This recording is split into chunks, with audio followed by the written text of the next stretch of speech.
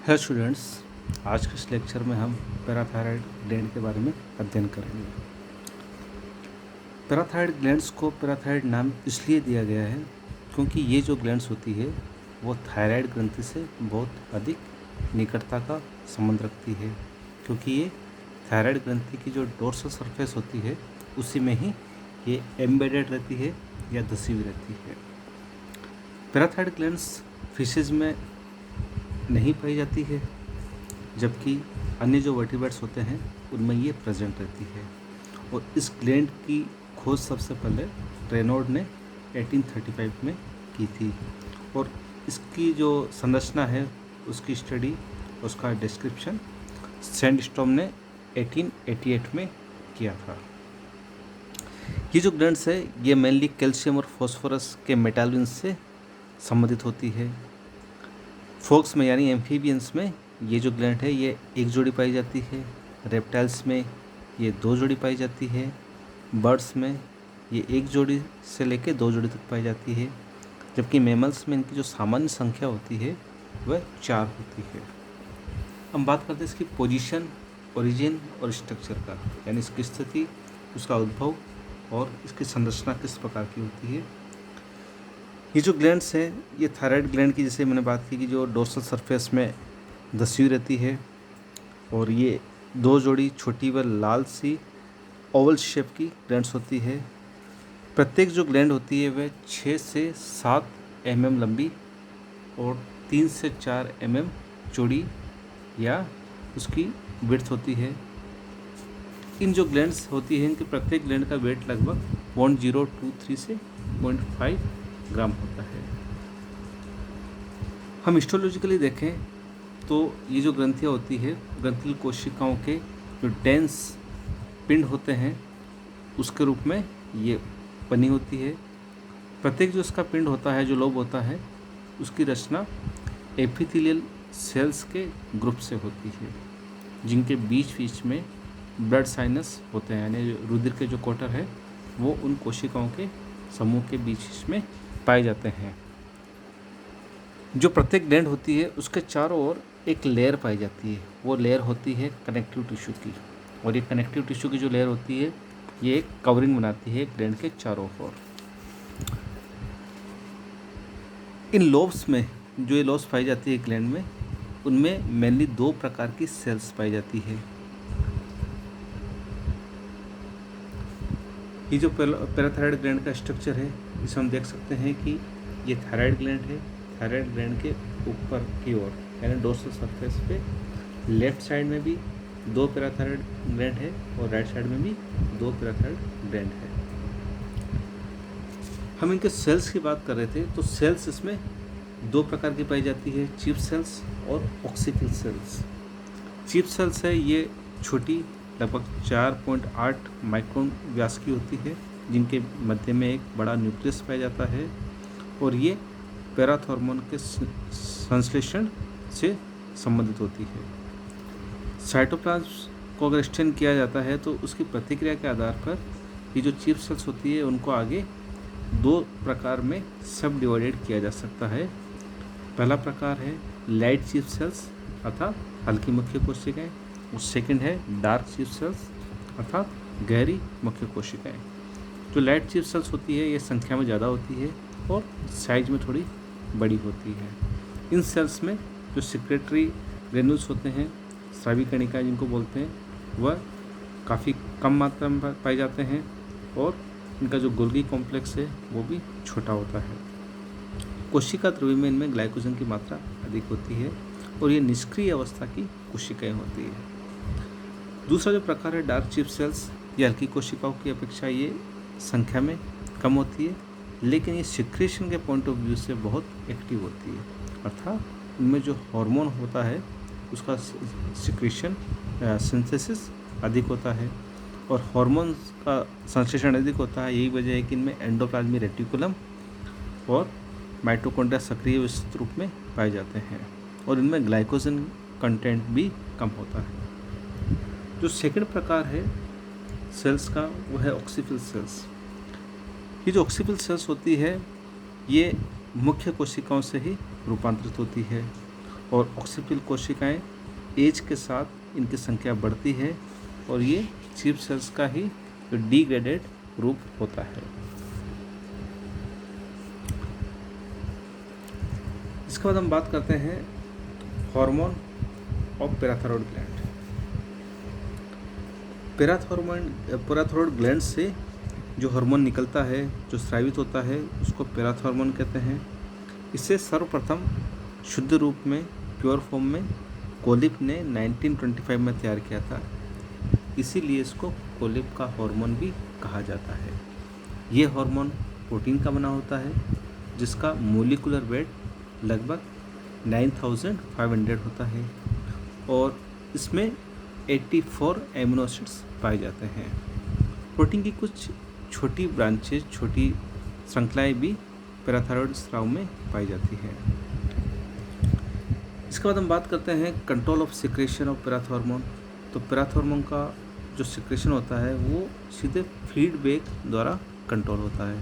Feedback द्वारा कैसे control होता है कि ब्लड या ECF में एक्स्ट्रा सेलुलर फ्लूइड, जो कि कोशिका के बाहर की ओर पाए जाने वाला तरल है, उसमें अगर कैल्शियम की मात्रा कम होती है तो पैराथायरॉयड का सिक्रेशन बढ़ जाता है, और जब कैल्शियम की मात्रा अधिक हो जाती है तो उसका उल्टा होता है, अर्थात पैराथायरॉयड हार्मोन का सिक्रेशन कम हो जाता है। पैराथायरॉयड हार्मोन के फंक्शंस या कार्यों की हम बात करें तो पैराथायरॉयड का जो मेन कार्य होता है वो बॉडी में कैल्शियम तथा फास्फोरस का एक बैलेंस, एक निश्चित अनुपात बनाए रखना होता है। ये ब्लड में कैल्शियम व फॉस्फेट आयनों की संख्या का नियमन करके आंतरिक जो एनवायरनमेंट होता है तो उसकी होम्योस्टेसिस बनाए रखता है। आंतरिक जो वातावरण होता है जो कि निश्चित रेंज में होता है उसको बोलते हैं होम्योस्टेसिस, और इस होम्योस्टेसिस कैल्शियम और फॉस्फेट आयनों के पॉइंट ऑफ व्यू से मेंटेन रखने का कार्य करता है पैराथायरॉयड। जो पैराथायरॉयड होता है इसके जो टारगेट ऑर्गन्स होते हैं वो मेनली 3 होते हैं जिनका संबंध कैल्शियम की होम्योस्टेसिस या समस्थिति से होता है। जो 3 टारगेट होते हैं पैराथायरॉयड के वो है, एक तो बोन यानी अस्थियाँ, गैस्ट्रोइंटेस्टाइनल ट्रैक्ट यानी जठरांत क्षेत्र, और तीसरा किडनी यानी वृक्क। अब इसका फंक्शन की बात करें तो पहला इसका फंक्शन होता है resorption of calcium from bone, यानी अस्थियों से कैल्शियम का पुनः शोषण। पैराथायरॉयड की उपस्थिति में कैल्शियम आयनों तथा फॉस्फेट आयनों का पुनः शोषण किया जाता है। इस प्रक्रिया में कैल्शियम तथा फॉस्फेट आयन बोन से एक्स्ट्रा सेलुलर फ्लूइड यानी बाह्य कोशिका तरल में मूवमेंट करते हैं। इसके फलस्वरूप कोशिका बाह्य तरल कैल्शियम की कमी पूरी हो जाती है तथा इसकी सामान्य मात्रा बनी रहती है। इस प्रोसेस में जो बोन्स की ओस्टोक्लास्ट सेल्स होती है वो योगदान करती है, वो सक्रिय होती है। इन कोशिकाओं के जो लाइसोसोम होते हैं वो एंजाइम्स मुक्त करते हैं, रिलीज करते हैं, जो कि ऑर्गेनिक मैट्रिक्स को डिग्रेड करते हैं, अपग्रेड करते हैं और फॉस्फेट और कैल्शियम आयनों को रिलीज करते हैं। इस प्रकार ये जो हार्मोन बोन से कैल्शियम को रिलीज करने का कार्य करता है। दूसरा जो इसका फंक्शन है वो है absorption of calcium in gastrointestinal region, यानी पैराथायरॉयड कैल्शियम के जो गैस्ट्रोइंटेस्टाइनल एब्जॉर्प्शन में वृद्धि करता है। पैराथायरॉयड का इस क्रिया पर सीधा प्रभाव नहीं पड़ता, बल्कि ये इस क्रिया के लिए जो विटामिन डी रेस्पॉन्सिबल होता है उसको प्रेरित करता है। आंत्र द्वारा कैल्शियम के अवशोषण में वृद्धि के लिए आवश्यक प्रेरक 125 डिहाइड्रोक्सी कोलेसिफेरॉल या का विटामिन डी से निर्माण पैराथायरॉयड की उपस्थिति में होता है। तीसरा जो इसका फंक्शन है वो है reabsorption of calcium in uriniferous tubules. Parathyroid kidney की जो ट्यूबुल्स होती है उससे कैल्शियम के पुनः अवशोषण को स्टिमुलेट करता है, इस प्रकार कैल्शियम का जो उत्सर्जन होता है, एक्सक्रीशन यूरिन के साथ, वो कम हो जाता है। इसके अलावा ये फॉस्फेट के जो किडनी के ट्यूबल्स द्वारा पुनःउत्सेचन को घटाता है, रिड्यूस करता है, जिसके फलस्वरूप यूरिन के द्वारा फॉस्फेट के जो उत्सर्जन होता है उसमें वृद्धि होती है। इस प्रकार उपरोक्त प्रक्रियाओं द्वारा कोशिका बाह्य तरल यानी एक्स्ट्रा सेलुलर फ्लूइड में कैल्शियम की कमी होने पर पैराथॉर्मोन के सिक्रेशन द्वारा कैल्शियम की कोशिका बाह्य तरल में सांद्रता में वृद्धि की जाती है। साथ ही फॉस्फेट के एक्सक्रीशन यानी उत्सर्जन में भी वृद्धि होती है। इस प्रकार कोशिका बाह्य तरल में कैल्शियम व फॉस्फेट आयनों का आवश्यकता के अनुसार एक निश्चित अनुपात बना रहता है। इन फंक्शंस के अलावा ये जो हार्मोन होता है पैराथॉर्मोन, ये पेशियों के संकुचन क्रिया का नियंत्रण, रुधिर वाहिनियों के प्रेरण संवहन का नियंत्रण आदि कार्य भी ये करता है। फंक्शन के बाद हम बात करते हैं एबनॉर्मलिटी ऑफ पैराथायरॉयड सिक्रेशन, कि जब पैराथायरॉयड हार्मोन का सिक्रेशन एबनॉर्मल हो जाता है यानी सामान्य से कम या ज़्यादा हो जाता है तो उस स्थिति में क्या होता है। सबसे पहले हम बात करते हैं हाइपर पैराथायरॉयडिज्म। हाइपर पैराथायरॉयडिज्म वो कंडीशन है जिसमें पैराथॉर्मोन हार्मोन का सिक्रेशन सामान्य से अधिक होता है। पैराथॉर्मोन की ब्लड में अधिकता होने पर कैल्शियम और फॉस्फेट के लवण अस्थियों से निकलकर ब्लड में आने लगते हैं, जिससे बोन्स कमज़ोर हो जाती है, वीक हो जाती है, टेढ़ी मेढ़ी हो जाती है और उनमें पेन स्टार्ट हो जाता है। इस कंडीशन को ऑस्टियोपोरोसिस कहते हैं। ऑस्टियोपोरोसिस का रोग पैराथायरॉयड के अति सिक्रेशन, पैराथायरॉयड हार्मोन्स के अति सिक्रेशन के कारण होता है। दूसरी एक और कंडीशन हो जाती है अधिक सिक्रेशन से, वो है कि कैल्शियम की अधिकता होने पर जो सॉफ्ट टिश्यूज होते हैं जैसे पित्ताशय, गॉल ब्लैडर और किडनीज, उनमें स्टोन बनना प्रारंभ हो जाता है। तीसरी कंडीशन ये होती है कि ब्लड में कैल्शियम की मात्रा बढ़ जाने को हाइपरकैलिएमिया कहते हैं। इससे तंत्रिकाएं और पेशियाँ कमज़ोर हो जाती है, यूरिन की मात्रा बढ़ जाती है और प्यास अधिक लगती है। दूसरी कंडीशन है हाइपोपैराथायरॉयडिज्म यानी अल्पश्रवण पैराथॉर्मोन का।